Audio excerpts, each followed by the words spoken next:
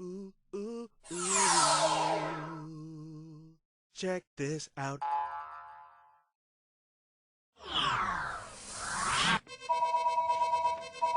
Oh. Assalamu alaikum? Hello? Yes? We're just now going back live with our show here. This is Yusuf Estes.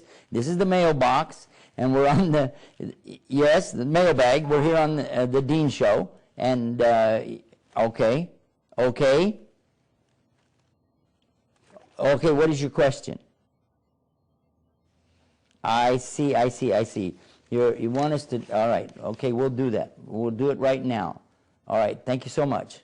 Assalamu alaikum. Okay, I had a letter here that was asking me a couple of questions, and I was making some notes about this regarding the women in Islam. Well, we've been talking about that. Earlier we spoke about the idea of more than one wife in Islam. And to be honest about it, I didn't think we'd get another call that quick, but let me answer that. Yes? Yes? Assalamu alaikum, yes. You're calling live. Okay? All right, we're talking about it right now. Let me get back to the program. Yes, this is Yusuf Estes. Okay. No, just send us some email, okay? All righty. Okay. Inshallah. Assalamu alaikum. Yeah, another caller on the same subject. So let's treat that subject. Now the question comes like this. Why is it in Islam that a man can have 4 wives and a woman can only have 1 husband? Well, this question came to me one time in the university. A great big woman came walking in there and she said, I want to know how come you Muslims can have 4 wives and a woman can only have 1 husband? I said, wow, this is very uncommon. Even throughout the entire population of all of the Muslim men in the world, you won't maybe find 1%, 2% that perhaps have multiple wives like this. But it is legal in Islam if they're a real wife and they're married. But still, how am I going to answer this big lady? How come you can have 4 wives, a woman can only have 1 husband? I said, ma'am, can I ask you a question? She said, yeah. I said, are you married? Yeah. So what? I said, okay, do you mind just for a minute? I want you to picture your husband. Why? I said, just think about him for a minute. Picture your husband in your mind. She said, okay. And she did. And then I said, now, you got him in your mind. He come home from work. He's sitting there in his favorite chair asking you to go get him something to drink. She said, yeah, you probably want a beer. I said, okay, but anyway, now, you got this in your mind. Yeah. I said, would you like to have another husband just like him? She said, oh, my God, no. I said, well, then what do you want 4? But to understand, this is not about some kind of, sexual thing that people have going on in their minds, some kind of wild fantasies. This is about being responsible in marriage for your family.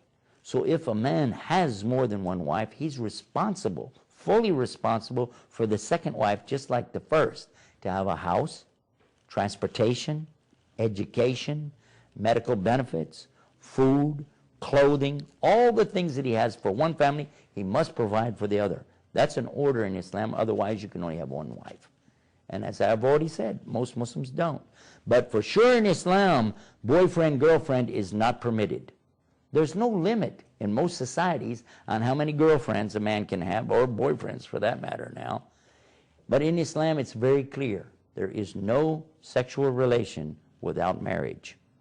And then when there is marriage, there's no sexual relationship outside of marriage. So this is one of the things that's key to understand.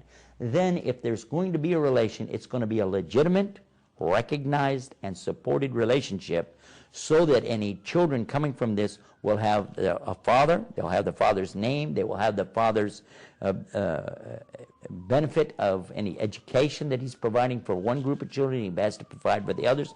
So we understand here that this is something good.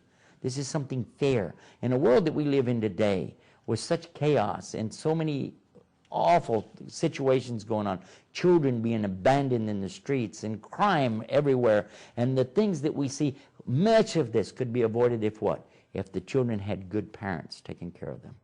If they had a mother and a father who raised them up in a carrying home instead of a child telling you, I don't know who my father is. And how about this? I met one, he said that he didn't know who his father was. He said, and my mother didn't know who her father was. Now, what kind of society is this? Islam does not tolerate that.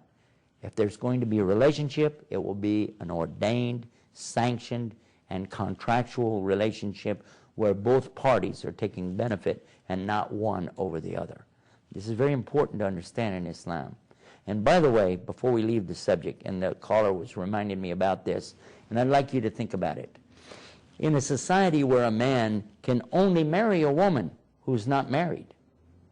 Now think about this. I cannot marry a woman if she's already married. That's what Islam says. But the woman is allowed to marry any man as long as he doesn't already have 4 wives. So in a society where you have so many women and so many men, a man can only choose from the women who are not married. But the woman is free to choose from any of the men as long as he doesn't have 4.